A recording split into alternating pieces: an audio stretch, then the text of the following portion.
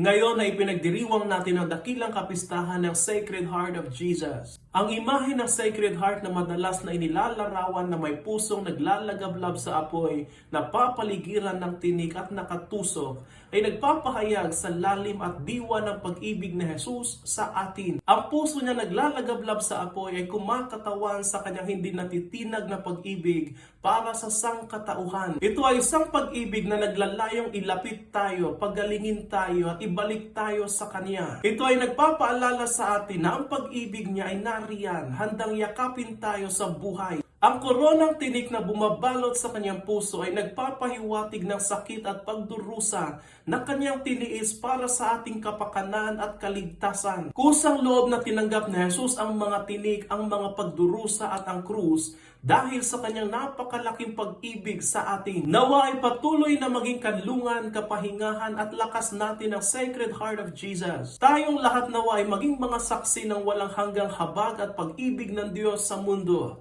Isang mundo na higit na nangangailangan ng pag-ibig. Pag-ibig na kayang magningas at magsakripisyo para sa lahat at hindi lang para sa iilan. Most Sacred Heart of Jesus, have mercy on us.